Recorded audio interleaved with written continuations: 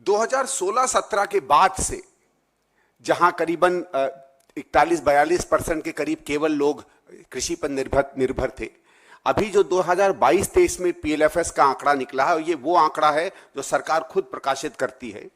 दो बड़े आंकड़े निकलते हैं रोजगार और बेरोजगारी के, एक सीएमआई का और एक पीएलएफएस का जो राष्ट्रीय सर्वेक्षण संस्था करती है। और सरकार बार बार कहती है कि सीएमआई के आंकड़ों को हम लोग ही मानते हैं, वो दूसरी बात है कि वो दुनिया में एक प्रतिष्ठित संस्था है, लेकिन चलिए हम पीएलएफएस के आंकड़े ही आपके सामने रखेंगे। ये जो 7-8 साल का समय रहा है, इसमें 2018-19 तक पहली बार 3 करोड़ के करीब ज्यादा लोग कृषि में गए, और उसके बाद आज के आंकड़े में अगर आप देखें 2014-15 के बाद करीबन 6 से 6.5 करोड़ लोग और जगहों से रोजगार छोड़कर कृषि में चले गए हैं। ये पहली बार हुआ है हिंदुस्तान के इतिहास में और विकसित देशों के आर्थिक इतिहास में, शायद अगर हम पिछले 100-200 सालों का ये नंबर पता कर लें, और अगर मैं गलत हूं तो कोई व्यक्ति मुझे बताए। और ये दो बात विशेषतः दर्शाता है।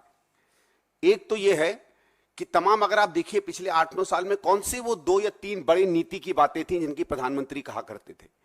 उन्होंने कहा हम मेक इन इंडिया प्रमोट कर रहे हैं, और मेक इंडिया के पीछे देश को सशक्त करना है, हमारी उत्पादन क्षमता को सशक्त करना है, लेकिन उसके साथ साथ लोगों को अच्छा रोजगार देना है।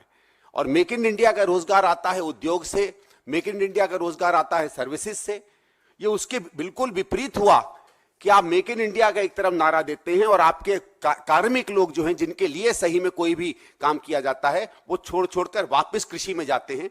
और कृषि ने भी पिछले 7-8 सालों में कोई इतना अभूतपूर्व विकास नहीं दिखाया है कि इतना आकर्षण हो वहां के लोग चले जाएं। और कृषि की क्या हालत है ये तो आप सब जानेंगे। जब हरियाणा, पंजाब और पश्चिमी उत्तर प्रदेश का विकसित किसान सड़क पर हाय हाय कर रहा है, तो छोटा किसान 1 एकड़ का, 1.5 एकड़ का, 2 एकड़ का, जिसको हम सीमांत छोटा किसान कहते हैं, उसकी क्या हालत होगी वो आप खुद अपने ऊपर समझ सकते हैं। जहां 42% के करीब था वो 46-48% पहुंचा। जहां हमारे 30 या 35 करोड़ आदमी काम किया करते थे, आप समझ लीजिए उत्पादकता उतनी ही, आमदनी उतनी ही, विकास उतना ही, और 6-7 करोड़ नए लोग आ गए उतनी ही आमदनी में घर चलाने के लिए, पैसा कमाने के लिए।